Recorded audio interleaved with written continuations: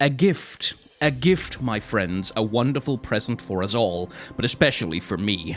Hello, wizards and warriors, my name is TB Sky, and Riot have given me a present. They've given me a lovely present with a new animated trailer that's supposed to celebrate and indeed advertise the launch of Legends of Runeterra. And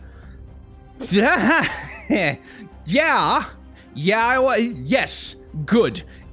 But before we get into, because we have a lot to talk about, before we get into that, because of the aesthetic and visual style of this thing, which like lots of mixing of 2D and 3D assets, which is something that Riot have been very fond of doing, as well as a general painterly aesthetic, I immediately thought of the last time that Riot did something similar to this, which I think was the Annie animated short. That's basically her origin story, which they rendered out as basically as a series of moving paintings, as it were. And I thought, okay, is this the same technology that they do this thing in-house? Nope, this is not an in-house production. Like a lot of other Riot animated shorts, this one was made by an outside studio.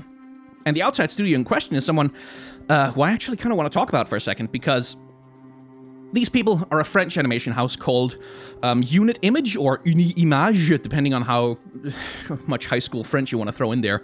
And I just wanted to show you some of the stuff that they've been involved with, because it's a lot, and I just wanted to recognize that, because oftentimes when you see like animated trailers for video games, it's easy to assume that, oh, the studio did that in-house, but most of the time they hire outside help, because that's a lot of work to get that done. Blizzard to kind of stand alone a little bit in being people who do that kind of stuff in-house entirely and have an entire division dedicated to it. For a lot of the other trailers, there are outside studios that come in and handle that stuff, and Uni-Image, as you can see, have kind of an illustrious catalog behind them. There's advertisements, but also stuff like lots of work for Ubisoft, like The Crew, Zombie U, Ghost Recon Wildlands, stuff for God of War, and all kinds of things. And I just wanted to recognize that these people have, like, an incredibly impressive resume, like Death Stranding, Ghost Recon Breakpoint, Baldur's Gate 3, Beyond the Aquila Rift, which I don't even know what the hell that is, and the amazing trailers for The Sinking City, which I think did a lot to sell that game, despite the game itself being kind of a mid-budget, middle-of-the-road kind of affair, ultimately. But the trailers, holy shit, they sold the... So just props to Unit Image and the animators that work at that studio, because they did absolutely fantastic work, as we shall see on this lovely piece of animation. So, one of the important things to keep in mind when you're assessing a piece of animation is, let's put this in full screen, what is this piece of animation supposed to do? And so like, the number one here, of course, is, well, it's supposed to sell Legends of Runeterra. It's supposed to get people to play Legends of Runeterra. Like, that's the number one thing that it's that it's supposed to do. But beyond that, it's also supposed to sell you a certain feeling. The feeling of playing Legends of Runeterra. Like, what's the experience of playing this game? And to that end, the entire short is structured around selling the feeling that Riot wants you to have when you play Legends of Runeterra. And you can see that in the staging and the direction of this entire thing, because what they're structuring this thing around is a battle of wits between equals. And that's kind of what the voiceover that's going on over the audio in this thing is also talking about. You have all these plans, and you shall fight a worthy opponent, and your opponent shall also have plans, and you must find allies and adapt. Like, that's the voiceover is constantly going on about that.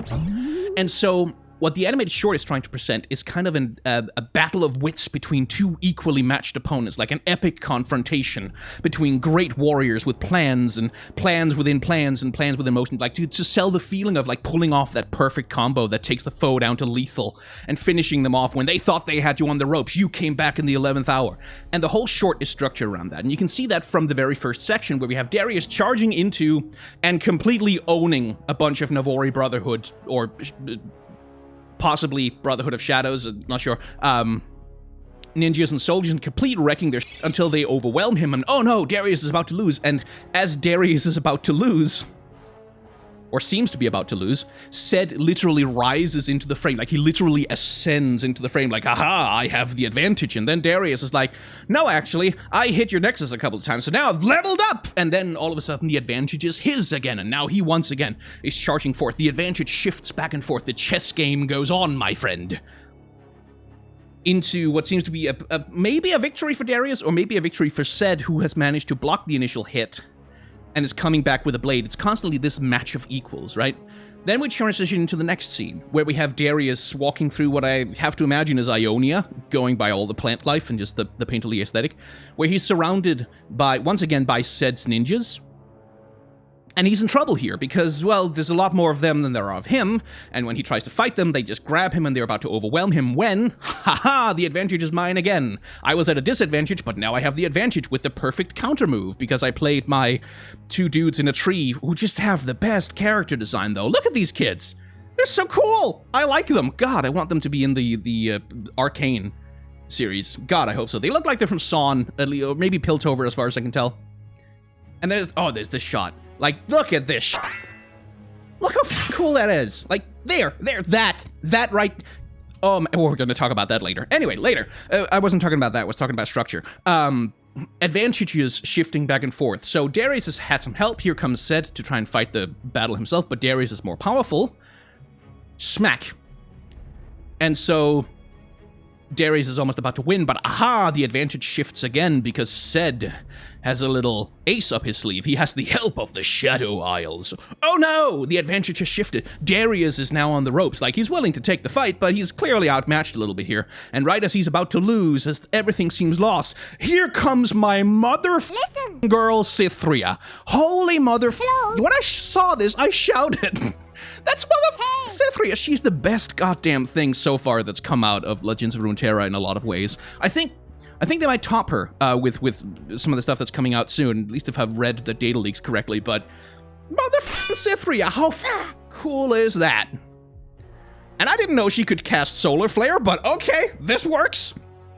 And so the advantage shifts back, but now it's not that Darius has taken the advantage, it's that Darius has leveled the playing field. And so we have two equally matched opponents riding forth with all of their forces, all of their armies to battle, to meet in a glorious duel on the fields of honor. Like equally matched opponents just charging at each other in epic tableaus. And that too is why this animated short looks the way it does, not in terms of its animation, but in terms of its visual style. This is why this thing is rendered basically like almost like it's a series of moving paintings, and that too begins from the very start. A shot like this one, for example. This is a painting, basically. And again, this is about selling the feeling that you are participating in epic fantasy, like a grand conflict between like massively powerful kingdoms and ancient ninjas and strong warriors and mystical forces. That's what it's supposed to sell. It's supposed to be like some Renaissance painter with an active imagination heard about these battles and decided to immortalize them in glowing paint on a grand canvas hanging in some cathedral or a museum like the Louvre somewhere. That's the feeling that you're supposed to get. That's why this looks like a moving painting, is to sell you that feeling of epicness. And it works. Like, as you can tell from my excited tone of voice, yeah, it mother-frickin' works, doesn't it? Yeah, it does. Okay, so I'm gonna set this up to... This is going to encumber us a little bit, but I'm going to take it up to 1440p, which is going to make it hard to frame by frame my way through it. As you can see, like, makes it a little slow, but we need that because the YouTube compression on this thing is absolute murder. So, a couple of things to note. We start with a thesis, like the first shot of the thing is important because the first shot it's the first impression. It's supposed to tell us, what is this? How are we supposed to relate to it? What's going on here? So the first shot we get is appropriate. It's a battlefield. All right, we know what this is about now. It's about war. It's about fighting, combat, that kind of thing. So, like, we got this camera effect, by the way, as well. You can see the ground isn't level. It's like it's being shot with, like, a fisheye wide-angle lens. I'm not really sure about lens terminology, but you can see how it's distorting the ground to make the space feel more wide and open, and it just distorting the angle to make everything feel more epic. And so, we have our confrontation. We have this guy, Darius, who is the only splash of color, pretty much, in an otherwise almost entirely blue and gray, maybe slightly brown scene. So our eye is immediately drawn to him because he is the only thing that has any color in the shot. So he's walking across this battlefield towards whatever the hell this is, a mountain with someone, we can't tell who it is just yet, but someone perched up top. So in the very first shot, like, we have our conflict. It's this guy versus that guy. So even if you know nothing about League of Legends, you can follow this. And because you can perhaps see that this guy up here has a bunch of soldiers with him and that guy is alone, he's instantly the underdog, at least visually speaking. And because he's visually speaking the underdog, we kind of are immediately told to sympathize with him. And that makes sense because Darius is kind of the protagonist, sort of this animated short, with Zed acting as the antagonist. Like, not in the sense that Darius is necessarily a good guy, but in terms of the storytelling mechanics of the short, Darius is acting as a protagonist. We're supposed to basically sympathize with him-ish, want him to win, or at least be invested in what happens to him. So the first shot tells us everything we need to know. And by the way, the cape. Darius's cape. I suppose we should talk about that one first, because I've seen some comments already from people who are like, "Oh, it's like the cape of Spawn," who's like a okay. So Spawn, how do I explain this? He's a character from a '90s comic by Todd McFarlane, who's really cool and badass and edgy, but who's also kind of responsible for '90s comics being terrible overall. But anyway, he has a cape that's big, it's red, it flutters around in the wind, and it's a living thing, and so it has all these, like, it does all these cool, badass movements, which is part of how McFarlane, like, it's part of the appeal of the character. But I do want to dispute that for those people who think that this is like Spawn's cape, because Darius' cape is not like Spawn's cape in some very important ways. First of all, Spawn's cape is a character, it's a living organism that's attached to him. This is very much not that, but more specifically, Darius' cape, the point and purpose and function of it is to accentuate Darius's power, to accentuate his movement. And that's something that you can see in his action shots. So let's see, let's head back a little bit. So here, you can see how the cape is constantly providing lines like these, that accentuate the movements that Darius is making. They're selling the power of how he moves. Like here, he's rising up, doing this devastating uppercut to this poor fool, and the cape does all these swooshing lines to really sell the power of that movement. I'm acting it out here, you can't see that, as Darius rises and delivers this devastating punch. And here, as Darius is preparing to swing his axe, the cape is giving us this swoosh, telling us the arc and speed of Darius's motion. And then there's a shot here, this one, which, like, perhaps more than anything, really sells that idea of the cape being used. You can see it begins its swoop here, of the cape being used to sell the swoop of Darius's body. As you can see, the cape begins to wrap around him until it directly spins around him, and it accentuates the power and speed that Darius is using to move around with. Let me see if I can find... And here, also, like, here again, it's used to accentuate Darius falling apart a little bit. You can see that in the way that the cape is being treated. Like, the cape is representative of Darius's power, is basically what I'm trying to say. And here, when he's being assaulted by the power of the Shadow Isles, look how the cape is fraying and being torn apart, and almost being torn from his shoulders, being blasted backwards. It's his life force being drained out of him when the cape is being destroyed. And that comes back too, as we see here. You can see that very literally here. As Darius regains his strength, his cape literally, like, lights up again with the red of blood, like with the red of his vitality and his power. And then when he charges into battle once again, we get that one epic shot that's supposed to be like the big candy popcorn moment at the end of the thing. Wait for it. There. Again, the swoosh of the cape is accentuating Darius's movement and acting as a visual metaphor for his power as a warrior, as a character. Okay. That's a lot of setup. Let's get into the actual thing. I wish I had some water. So there's lots of, just tons of really cool stuff going on here. I don't know how I'd ever have time to get to all of it, but there's mixed media going on here. We have the 3D animation that's being used for the actual characters, probably for the cape as well. It could be hand animated for all I know, but I don't necessarily think so. I think it's 3D animated with a bunch of filters and effects thrown onto it, but don't hold me to that. Let's see, there was a tiny little detail I wanted to note. Look at the raindrops hitting the puddles here. They're hand animated.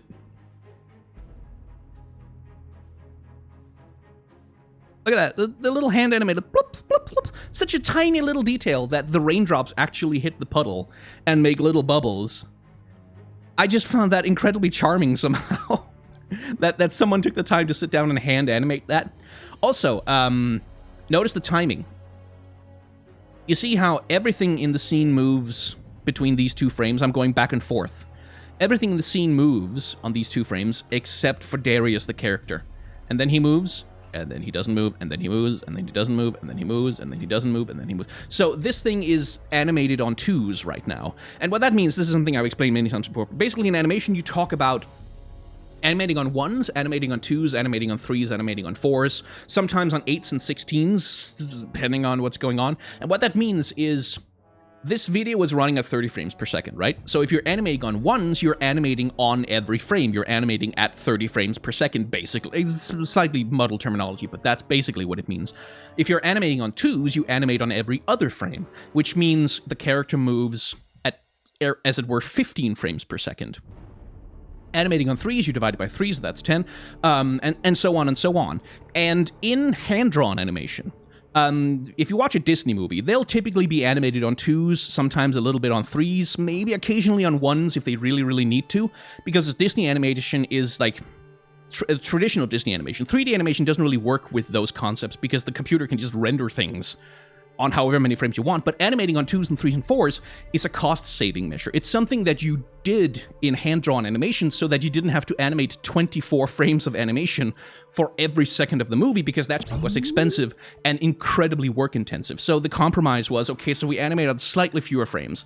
And anime then took that as a thing of saying, okay, we have absolutely no money, we have absolutely no time, because these things need to be made like on a 6-month schedule or something like that. We have to have a full animated series out. And so anime became a stylistic movement of, okay, we can only animate at like really low frame rates. We can't we can't animate everything on twos. So how do we get the most bang for our buck? And a lot of the techniques that they came up with for getting the most bang for your buck then crossed back over to the West, where they became really influential in how 2D and even 3D animation present their animated styles here, because the choice to animate this on 2s and 3s, and I imagine probably there's going to be some shots on 3s as well, is not necessary. It's not a cost-saving measure. You're not saving any money by doing it, but you get a certain aesthetic look, and specifically, you get the aesthetic look of hand-drawn animation, which is what they're going for, which is why all the characters look like illustrations when you pause the video. Everything looks like it's a painting. Everything looks like it's hand-drawn and animated, and animating things on 2s and 3s accentuates that, because that's how we're used to seeing animation look. When we see animation in movies and on TV, this is how it's supposed to look. And here we see some of the, this is some of the stuff that at least my argument would be that Western animation has borrowed very much from anime. The heavy use of visual animation smears, the heavy use of highly stylized impact frames. Let's see, go back a little bit, like this. Bright flashes like this one, and also a little bit,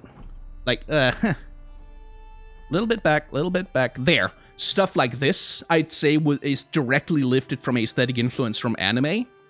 Impact frames and flash frames like these ones. And that then has influenced the ways in which we present 3D animation nowadays, which is coming very much to fruition for us here. So continuing on the theme of animating on 2s and 3s, let me see if I can find the correct shot. There's one shot, like, you saw me freak out about it earlier, but, you know, it's so cute! Look at these kids! They're awesome! These are wonderful character designs. I love that the kid she has a prosthetic leg. That's nice. It's nice to see, like, just having a disabled character around every once in a while. That's lovely. And, oh, we need to talk about the shadows as well, but let's have a look at, so 1, 2, 3. 1, 2, 1, 2, 3. 1, 2, 1, 2, 1, 2. Yeah, so this is animated a little bit on 2s and 3s, sort of depending on exactly what's going on. And I do believe there was this slow moment here. 2, 1, 2, 1, 2. 3. Yeah, there's a 3 again. So there's a little bit of a animating on 2s and 3s in order to really get, like, the hand-animated look of this entire sequence. We'll get to that in a second, though. I just wanted to show you that, like, the animators vary the frame rate, as it were, over the course of the film when they want to get certain kinds of aesthetics out of the scenes that they're animating. So, the character models, the lighting. Look at Zed. Look how badass that, like, that looks. Zed, to me, has always been kind of a silly character. Like, his character design has always been a little silly to me. He's like a shredder, but even more edgelord. Like, he's got ninja stars, like, huge on his back, and he's got a red thing around his neck. He's armored, but he's also got a shredder. Like, he's always been a little bit edgelordy, which is, like, fine for the character. But this shot, like, the rendering on and the way that he looks, like, yeah, okay, he's cool now. Like, he's cool. But there's a couple of things I want to draw your attention to. First of all, look at the level of detail across the character model. Looking somewhere down here, for example, lots of rendering, lots of detail. You can see, like, reflections in the light, and you can see the texturing really on the metal bits of his armor and everything. But then look at the shoulder over here. And look at how smeared out and kind of goopy it looks, almost like it's an unfinished bit of painting. And again, this helps the aesthetic of this being a painting. Like, intentionally leaving stuff looking unfinished is a hallmark of this style of 3D animation that tries to mimic the imperfections of physical media. And I just really like that as an aesthetic look, because, like, and it also helps to sell the idea that we're in the rain, by the way, as you can see when we look at Darius's frame here again.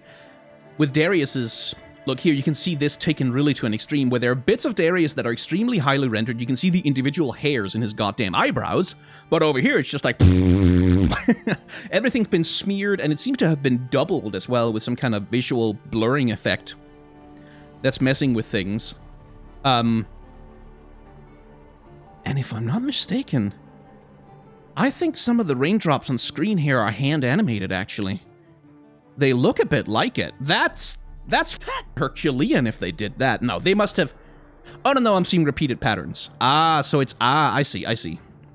Or not? Probably it's copy-pasted a whole bunch of times, and they animated, like, some simple raindrop patterns, but... Goddamn, a lot of work went into this thing. And so here you can really see, like, how they're really heavily leaning into the painterly unfinishedness of it all. And I don't know if they actually paint over this thing frame by frame. I think there's tech available that can kind of do a lot of the work for you, and then you, like, obviously have to correct it after that. And you can see how, because everything is already so smeary and unfocused, we're adding speed lines, we're adding distortions, we're adding little touches to help sell the speed and propulsion of Darius's forward motion. But you can also see that underneath all this smearing, there is actually a detailed, fully rendered character model in there. It's just that sometimes, for aesthetic purposes, we cover it up with a bunch of paint smears, but the highly detailed character model is there. And so there's this mixing of 2D and 3D aesthetics that is so compelling. Like this shot right here. Look at, like, with the cape and the rain coming down in a diagonal, and, like, the tilted angle and the skies and the clouds just flowing over the battlefield like that. Darius looks like an oncoming train in this shot. Just because of the way he's framed, just because of the way they use the giant cape billowing behind him to embody his power, just because they use the way that you can see how almost how the heavens are split open by his approach, like the darkness over here is being split open by light as he charges forward. And all of that in the service, again, of selling that feeling that we talked about way back at the beginning, 24 minutes ago, because good lord, I cannot shut up. All of it in service of doing that and succeeding beautifully. And then here again, like, lots of inspiration from anime stuff, especially this is some stuff that I feel like was pioneered by fighting games, especially, with, like, flash frames like these, with little effects and circles of light to really help sell the power of what the character is doing. And you can see it again here. And I wish they had gone slower with that shot. Like, I wish they'd gone, like, the little spin he's about to do, I wish they'd done that just a little bit slower, because that the way the cape flows around him and twists around. This shot right here. Oh, I wish that had just a second more to breathe.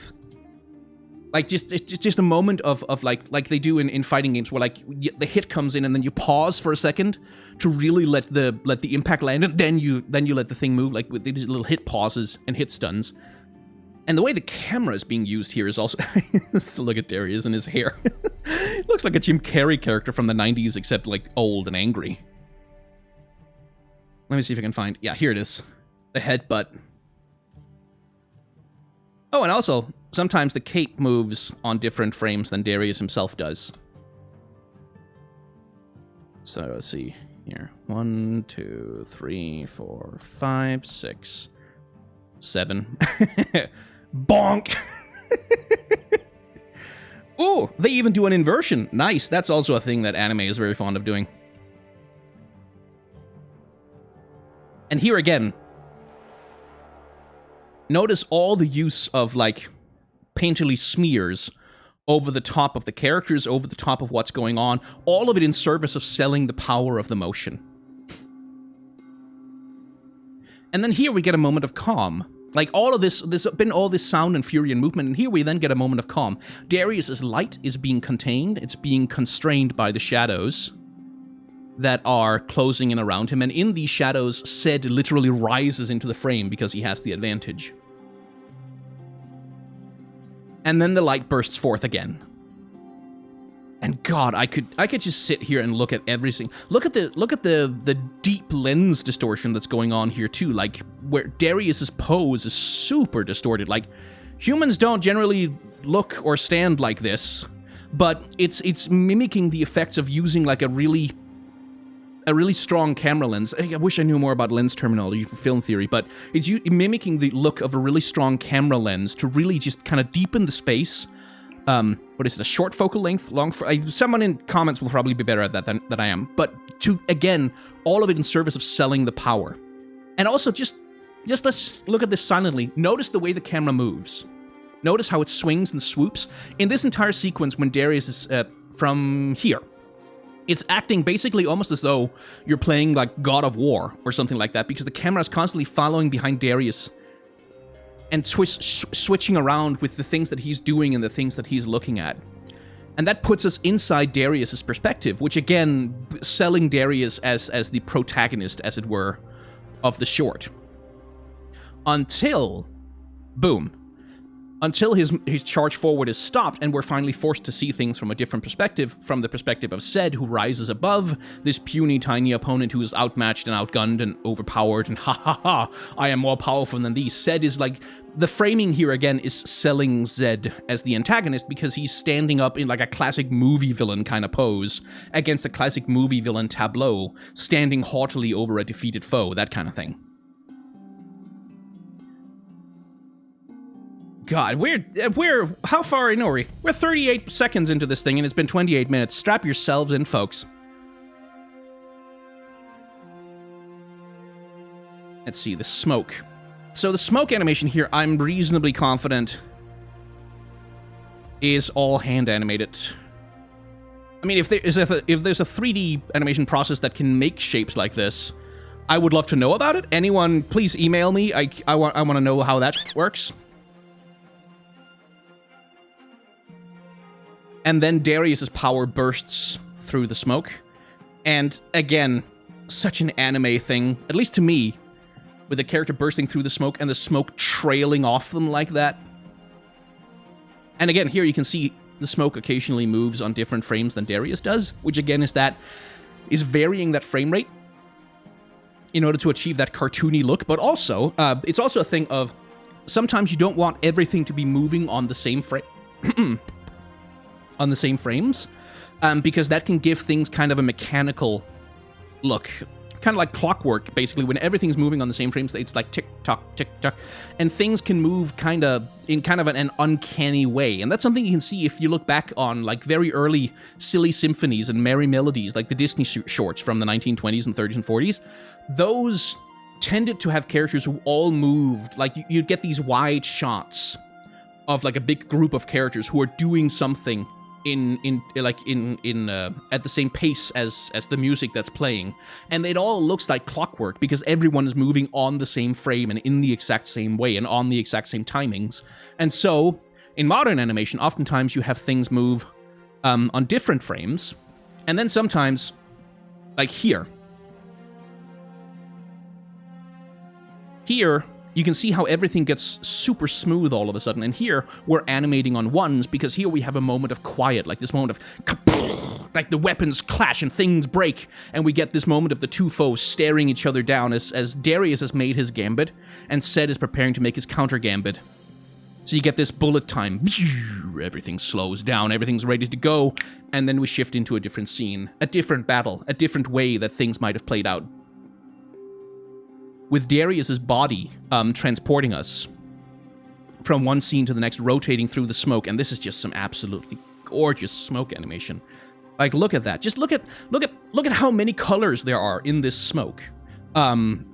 Which, like, it seems like it's all gray, isn't it? But no, we've got these bright, like, almost like not white, but very brights, and then we have the complete darkness and the Gaussian blur that's applied around the edges here, creating these gradients.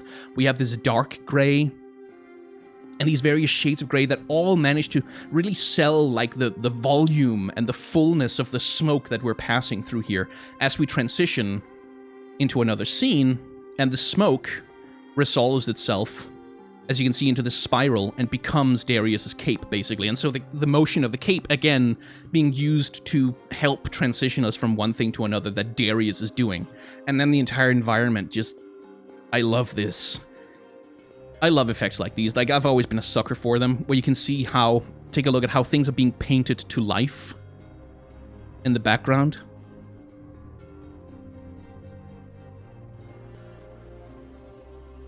Which I think is hand-drawn effects, maybe over the top of like just the fog receding away from things that have already been 3D modeled. A lot of these plants, I would imagine, would be 2D paintings placed into a 3D scene, and then by rigidly controlling the camera, you get this feeling of depth. That would certainly be a way to do it. And so, yeah, that's definitely the case for like this branch here. This is probably a painted 2D object, like on different layers that are being moved around relative to each other. This is gorgeous, isn't it? Look at the inside lining of Darius's eyes. You can see the pink,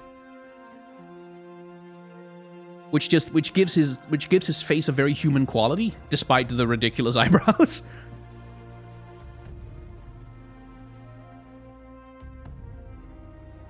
Okay, let me just see the frame rate on that thing. Yeah, it's animated on ones, this one.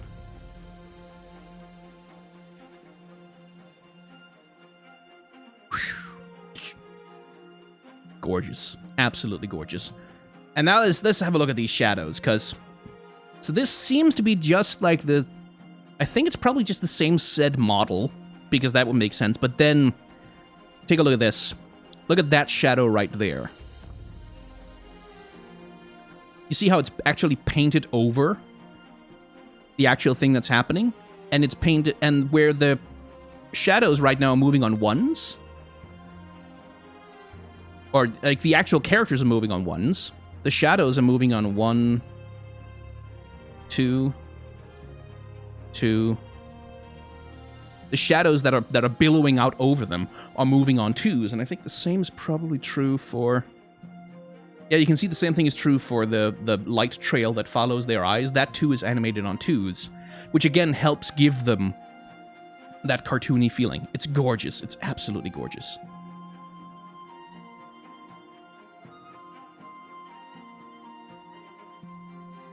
And then these kids, like, look how they're painted. Look, even on the rubber band on his goddamn slingshot. Look at all those little details.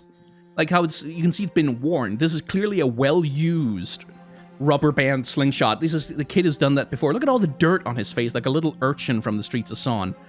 Brilliantly constructed. And then just a bunch of really nice effects animation as these things burst out and begin to rotate around their own axis. See how they smear? Not just in terms of like smears being appended to them, but like I think the shape of the things actually switch a little bit to really accentuate the spinning motion.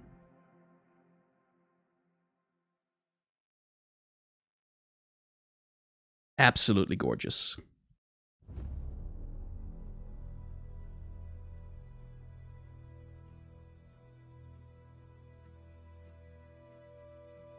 Yeah, here again, animating on 2s.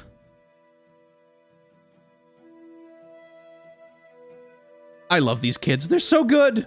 Look at them. Look how cute they are. Look at that wild 80s hair. Some excellent character designs, honestly. Like, because these kids feel like characters, don't they? Like, they feel like they could be champions, almost. They feel like, I'm sure they're on some cards in Legend of Runeterra, and I just don't remember them. But they're brilliant. Like, excellent character designs.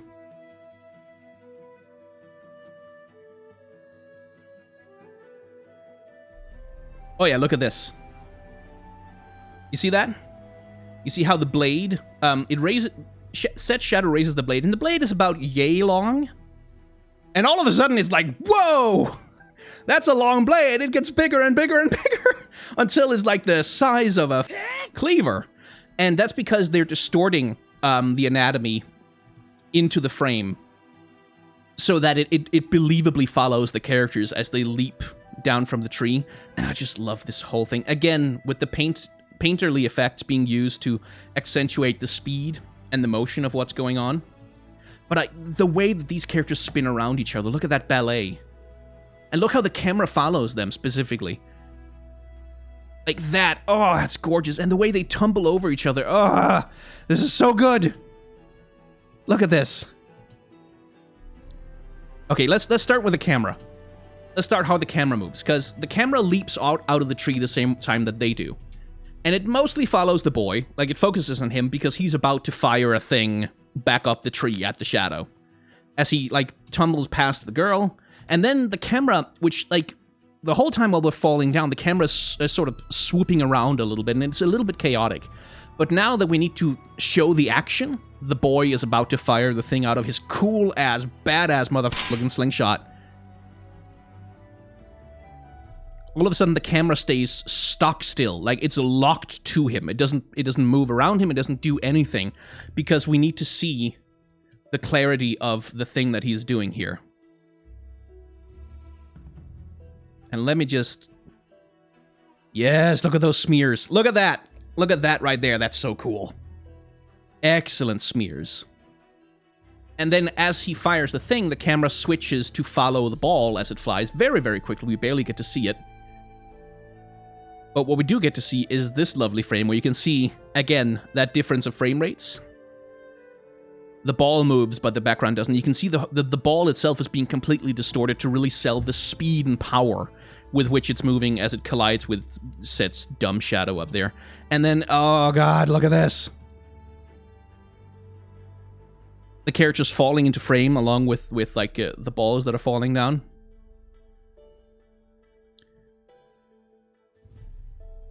Swinging around each other, sort of grinding their way down on the side of the tree itself.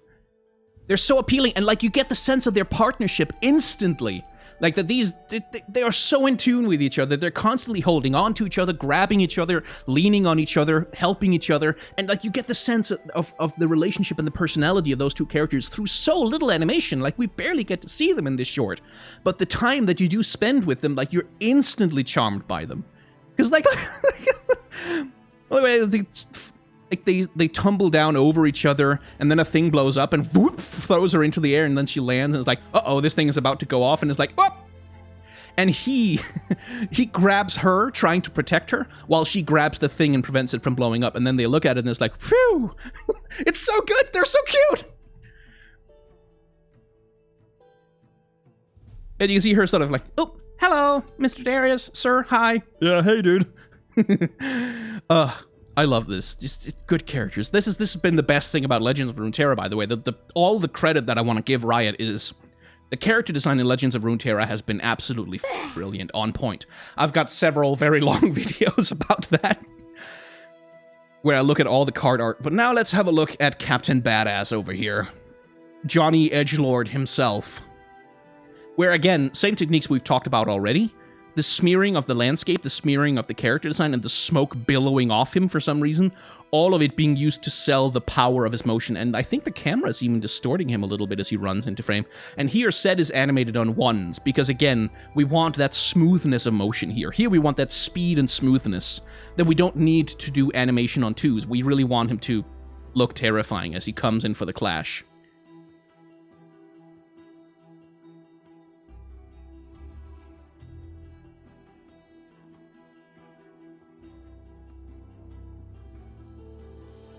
And here I'm just, look at that. He clashes with the axe. And look at this little detail. His hands. How he tenses up his hand, like he clenches his fist against the pressure of Darius's axe. Which again is it's like those raindrops at the start, right? It's such a little detail, but it's a good one because it shows that Zed is like, oh, well, I'm being pushed back here. This is not actually good.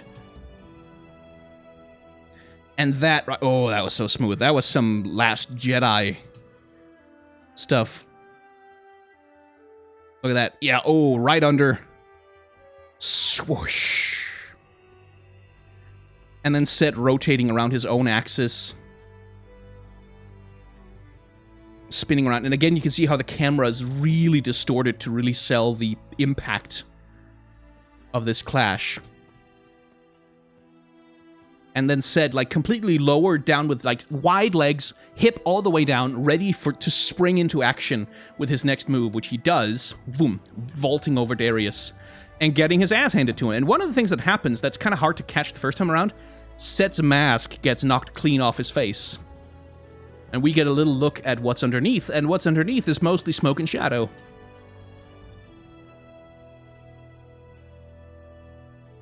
And again, Darius's cape, you can see how, now that he has Zed on the ropes, Darius's cape, his power, is allowed to dominate the frame.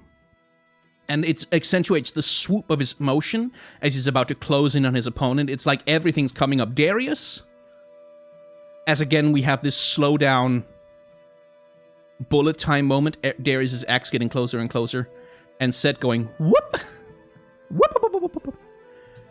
And his shadow hand swooping out, grabbing his mask, and flying away as his Shadow Isles allies swoop in to take over. And I'm curious about those shadow... Yeah, I think that's a Zed shadow, actually. Oh, it's because Zed has ephemeral shadows, and Shadow Isles has a whole bunch of mechanics that work with ephemeral cards. That's what they're doing. I see. Clever boys. So it seems to be all the defeated Zed shadows that are being pulled into creating... I don't play Shadow Isles, so I'm not really familiar with their cards into creating this thing. And by the way, look at the way the light is being used here. Because the light on Darius remains constant even as the entire rest of the scene darkens. Darius is constantly brightly lit up. Even though he shouldn't be, like he should only be lit from the front, but we can see him from the back as well because we need him to be visible in this scene. And this, again, more gorgeous smoke and debris animation. Absolutely. I love the volume on this smoke animation. Like, look at it. Look how big and heavy and like billowing and powerful it feels when all of this is being blasted out. And I love also the detail that Darius is actually happy. Like he's like, ha, finally a challenge. Even though he's completely outmatched and he's gonna get his ass kicked, he's smiling. That's a lovely character detail. Which again is like, when you have so little time, you have to use all the time you have to sell the personality of the characters. Which is something that's really hard to do with Zed because he doesn't have facial expressions. And this shot right here, where like, and again, the point of this shot is to show that the advantage has shifted. This thing has all the power. Darius is like barely holding on with a tiny little sliver. That cape that before dominated the entire frame, dominated everything, was the entire crux of Darius's power. Now it's this tiny fluttering little insignificant sliver of life that he's holding on to in the face of all of this. And as we've already touched on, the cape gets torn to shreds. Darius loses his strength. He's pushed back. Defeat is near. Except again, his cape reveals his trump card, which is an alliance with Demacia, apparently, as well as with Piltover, which seems like cheating unless Darius is doing an expedition, in which case I guess it makes sense. And Cythria, like my girl. My girl Cythria. Holy what a reveal shot. Like that. That right there. Oh, that's a desktop background. That is cool as hell. That is badass as f***. And again, anime boom. And as the smoke clears, we reveal Ced and a jeweled protector, which, like, holy shit, look at the way the mane of this thing, or the fur of this thing is animated. Coming on here, I think. Yeah, as it roars, look at all these painting smears. Again, they're using that unfinished smear-like stroke of paint, or painterly expression, to sell the fluffiness and the furriness of this creature. And it's something Rembrandt used to do, actually. He used to use very rough, very sort of smeary painting to show the texture and fullness of various objects in his paintings. I don't think it's necessarily a direct Rembrandt reference, but it's like, it's part of where that aesthetic comes from. And good lord, these shots. Like, look at that. Just every frame a screensaver. And I do like, when you take a look at, for example, Ced, his color is bright red and the gunmetal gray, but he's also outlined in light in front of the long rows of soldiers that he's got with him, so that he's more associated in terms of like the lighting on him with the jeweled protector, who's got his back, rather than the soldiers kind of cluttering up the frame, and then Cythria, like my girl Cythria though. Like my girl Cythria though. Recreating her card art. Absolutely perfectly, too. See that? And yeah, again, mostly what we've got left here is mostly just stuff that we've kind of talked about before. The use of smearing in order to communicate the speed. The difference in frame rates. Let's see if we can see that probably in the smoke. Yeah. One ding, one ding. One ding. Where the smoke, as you can see here, is moving on 2s, and I think the jewel protector probably also. Let's have a look and see if we can catch it. Yeah, the jewel protector is also moving on 2s in order to get that sort of slightly stuttery, cartoony feel out of it. And probably the same thing with Cythria. Yeah. Animated on 2s, but here even the camera is actually moving on 2s, which is slightly unusual.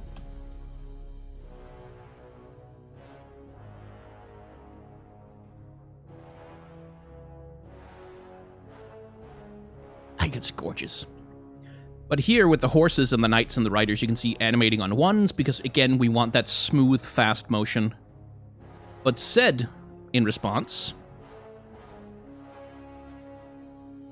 moving on 2s. And so are his soldiers and his army.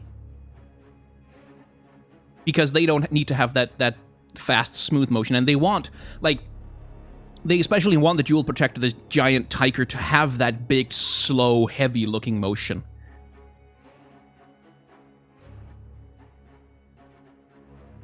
As we transition into more shots that seem almost directly recreated from card art. And here I think there's... Let's see. Yeah. See that? You see how the person on the flying raptor or whatever kind of seems to be hovering in the air above? Because again, the ground underneath them is moving on 1s, but they're moving on 2s.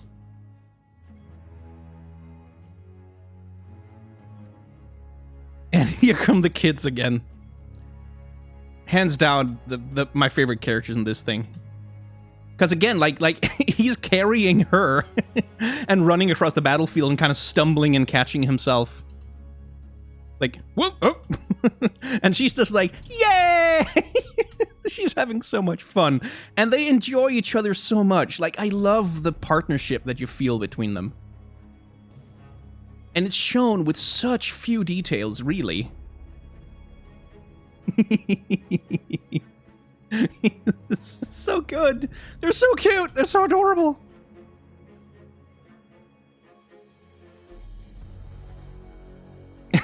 Yay! But yeah, this is, yeah. I think I could repeat myself 100 million times talking about all the ways in which all of these techniques are used in all of the shots in these things, but all good things must come to an end, and after this thing has gone on probably quite long enough at this point. So, if you have enjoyed gushing about this piece of animation with me, I highly encourage you to hit the like, comment, and subscribe buttons down below because, well, YouTube tracks how many people hit those buttons, and, like, if lots of people hit the buttons, then YouTube goes, hey, this video is engaging, and then it lets people actually see those videos. And you know, shows it around his algorithm things, which is why all YouTubers on the face of the earth keep telling you to hit the like, comment, and subscribe buttons, because it actually genuinely does matter. It actually kind of helps. So if you want to help me out or other YouTubers whose work you enjoy, then I highly encourage you to at least click those buttons down there. If you want to help me out more directly than that, then I do have a Patreon, I have a merchandise store, and I have a tip jar. You can avail yourself of any of those if you want to, and if not, that's completely fine as well. But if you don't want to support me directly, I completely understand that, but at the end of my videos, I do try to encourage people to, generally speaking, support the content that they love directly with anything that they can whenever they can, because especially in times of crisis like this, advertising rates are dropping as advertisers are pulling their ads from online platforms like YouTube, and so online content creators are getting more and more and more dependent on direct support from the people who enjoy their work. So if you have a content creator whose work you enjoy, whether it's me or someone else, please consider supporting them directly, because even a $1 donation can be the same as literally thousands of views on a video. It matters so much more than you think. Anyway, besides that, I have a second channel. I need more advertising, I'm sorry. I have a second channel. I do Let's Plays over there. We're doing Final Fantasy VIII and Majora's Mask right now, and we're going to be streaming Journey, as well as Ori and the Blind Forest over on there. So if you want to hit that up with the subscribe, like, comment thing, and YouTube algorithm stuff, if you want, and if not, that's completely fine. I'm done. There we go. That's it. That's all of the advertising. Thank you very much for watching, and please remember to wash your hands.